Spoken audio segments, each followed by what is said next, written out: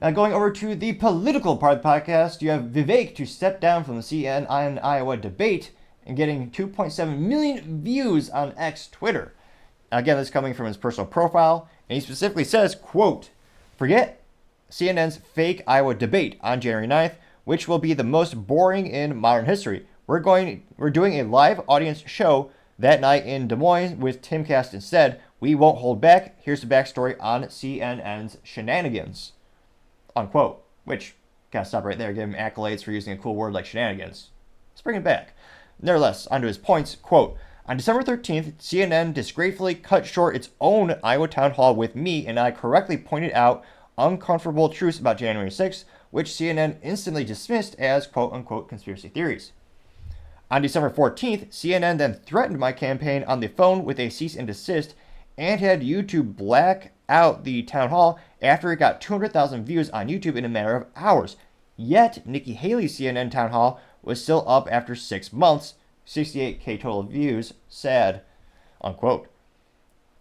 He continues to say, quote, "On December 14th, CNN notified my campaign that multiple qualifying polls, which the RNC used for making each of the RNC debates, mysteriously wouldn't count for CNN's fake debate in Iowa on January 10th.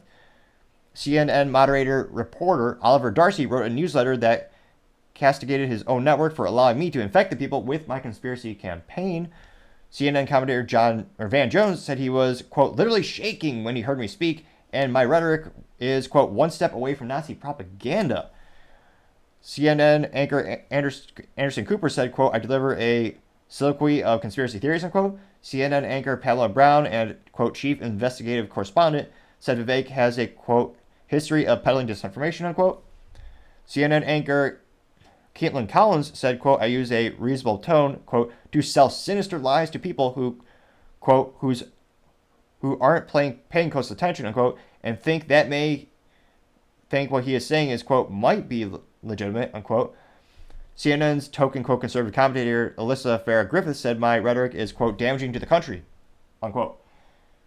And again, this is, I think these statistics were within 48 hours. Again, so that got 2.7 million views and 37,000 likes. So again, of all the candidates on social media, well, specifically on X Twitter, he remains to be one of the most popular ones. Now, again, it's not corresponding or aggregating or it's not translating to the polls as much as I thought it would. Granted, again, these poll sample sizes are between 300 and 3,000 people, and it's just a poll aggregator. So again, we're working with the data with what data we have. It might not be the accurate of all, but gotta use what you got for now. And I suspect most of the comments will be positive. Let's go down here. Wester Lensman in the comment section said, quote, worth revisiting Vivek's clash with CNN Dana Bash in the spin room post-debate. That got 3.4 thousand likes. That was an instance where she was talking about, I believe, January 6th, and Vivek brought up how government employees, including the police, actually not just allowed people into the building, but they actually gave them like guided tours. Other top comments comes from Gift of the Gab, says, quote, this is how we save America. It's a little picture. And the picture says, quote, I blocked CNN at my mom's house using parental controls. Now she keeps calling me saying she can't watch the news. This is how you save America, unquote. They got 6.2 thousand likes. Though, again, I don't think that's actually going to be a persuasive way to actually change someone's mind. A more eloquent, a more accurate way to actually do it, I believe, would actually have someone have a TV on CNN in one corner, and they have something like Timcast IRL in the other corner, and just see how they will cover the same event, and yet the opinions are completely different, and one will actually, cite facts and sources. Fascinating to see the discrepancies. Other top comments come from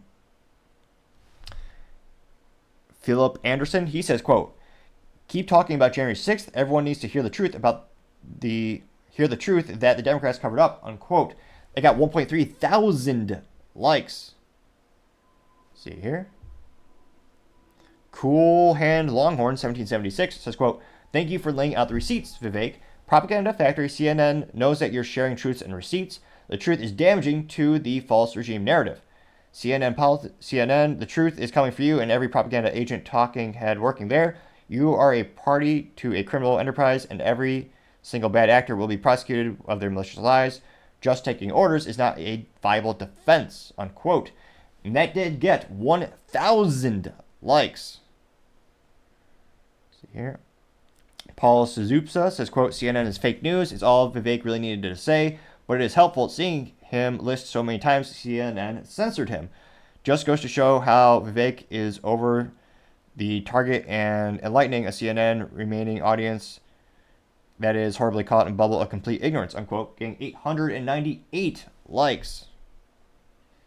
Patriot Press says, quote, the old way of journalism and debates are dead. The new long-form interviews and podcasts are the new way. Vivek gets it, unquote, getting 597 likes. The Wealth Turtle strikes again, though. Again, I'm not sure if it's a real turtle typing. It does have a profile picture of a turtle. And this person simply says, quote, CNN is a woke joke, unquote. That got 1,000 likes. Fishing and Reading says, quote, right decision. RNC chairwoman Ronna McDaniel should resign or be fired now, unquote, getting 300 likes. William Brown says, quote, CNN is embarrassing. No idea who is listening to that corrupt hot garbage in this day and age. Go get them, Vivek, unquote, getting 979 likes. Let's see, do one more here. See if there's any contrarian statements. It seems like they're overwhelmingly popular, or popular, and they're overwhelmingly positive, responding to Vivek. See here. A lot of people saying, screw CNN. It's terrible what CNN is doing. That's getting between 5 and 12 likes. So you find one more. Florida Dad, perhaps this could be interpreted as contrarian. He says, quote, why are you taking votes away from Trump, unquote, getting 58 likes. Let's see here.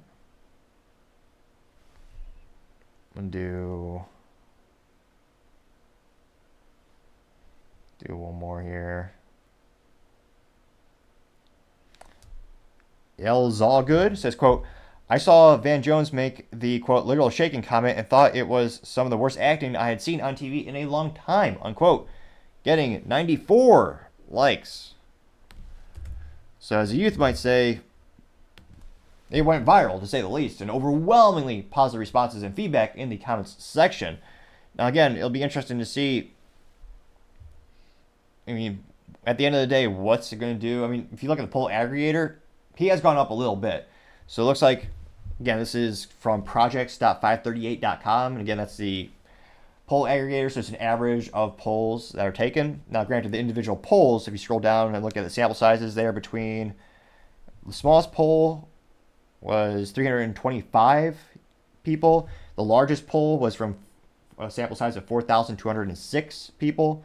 So again, it's not the largest sample sizes, so there's always a caveat, and no poll is going to be perfect. But working with what data we currently have, it looks like Trump is at 61.8%. DeSantis actually did go up a little bit, so he's at 12.1%. Earlier in the week, he was actually behind Nikki Haley. Nikki Haley is down to 11.2%. Vivek is increased now at 4.8%. Chris Christie is still around the same, about 3.4%. Asa Hutchinson actually went up for the first time in, I think, a couple months, going from 0.6% to now to 0.8%, which, statistically speaking, is a huge increase. However, overall, the big picture, still not really in the running. So again, I think Vivek is making a lot of good moves. I think there's a lot of people who appreciate the long-term format interviews, the podcast interviews that Vivek is doing. I certainly think that's the future of absorbing political news and evaluating political candidates. Now, the issue, especially with the primary voters, is that on average, the people who vote in primaries are older. And if you look at the demographics who are people who are tuning into the traditional cable box, or the traditional tube TVs, most of those people are the people who vote in primaries. They're the older generation. So long term, I think Vivek's strategy is much more effective. And recently, he also announced that he's going to he's going to stop running ads on, on television, which, again, when you look at the people on television, the same people who are watching CNN, a lot of those people are in the same age demographic. But again, those are the same people who actually vote heavily in primaries. Now, it'll be interesting to see, perhaps this time around, there's a lot of things that come up in politics. Maybe we'll have a different instance where more young people get involved in voting in the primary. like, again, even if they do, again, Trump is so far ahead of everyone. Again, Trump is at 61.8%, and the next contender is DeSantis at 12.1%. So that's a huge gap. Again, the huge legal caveat is, will the government allow Trump to run, either legitimately or illegitimately? It's one of those things where if that factor comes into effect, then these debates and then these whole campaigns, frankly, will be more important. I do suspect there's a possibility Vivek would make an exceptional vice president. Again, he's publicly said he doesn't want that. He wants to be, the leader. I think a lot of people who appreciate both candidates think that they might balance each other out a little bit. I don't know. That'd be an interesting choice. I remember last time around, Trump just kind of almost seemingly randomly chose Mike Pence. Now, granted, Mike Pence was from a swing state. There's a strategic move in that regard. I know Vivek is from Ohio, but he's not. I'm not sure how much of a political base he has there, since he's never run in a political capacity for a position in government in Ohio. So it'd be interesting to see what kind of factor that could or couldn't be. But let me know in the comments. Excuse me, with the data we have right now, it doesn't look like Vivek is going to win this time around. Do you think he could make a good contender for maybe vice president or perhaps a cabinet position? It'd be fascinating to see here, as usual, what you have to say.